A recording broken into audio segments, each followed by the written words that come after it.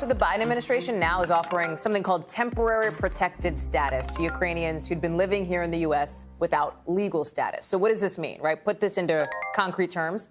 It means that the roughly 30,000 Ukrainians who've been here since before March 1st won't have to be deported. They can stay and work for another 18 months.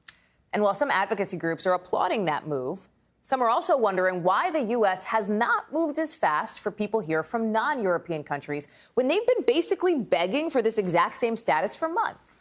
Vaughn Hilliard has the story. Masses of people fleeing Ukraine. Ukraine, it's like a hell. That's why we crossed to another country. More than 1 million refugees have fled Ukraine to neighboring countries.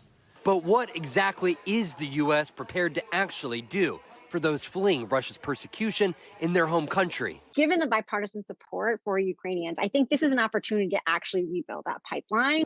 On Thursday, the U.S. granted temporary protected status to the estimated 30,000 Ukrainians already in the country, but not here on visas. We will be providing temporary protected status, TPS, to those Ukrainian nationals who are present in the United States as of March 1st of this year.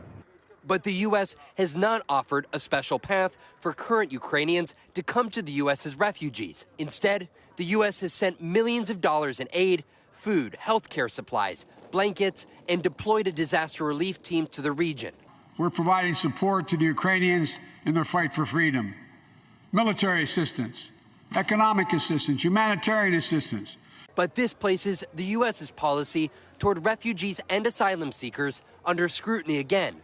Over the last 6 months, the Biden administration has flown thousands of Haitians from the U.S.'s southern border to Haiti. In fiscal year 2021, the Biden administration welcomed just 11,411 refugees. When President Obama left office, the number into the U.S. each year, 110,000. By 2020, Trump had cut that number to just 15,000. President Trump even signing an order suspending admission of Syrian refugees into the U.S. during the country's long, deadly civil war. How would you describe U.S. policy towards refugees in the last 20 years? The United States had been a country that provided refugee resettlement to the most people in the world, and that really declined. Vaughn Hilliard is joining us now. So, Vaughn, I'm glad you're here with us. You know, we heard in your report people who want the government to give similar status, right? Similar relief to non-European people from non-European countries here, Afghans, Haitians, for example.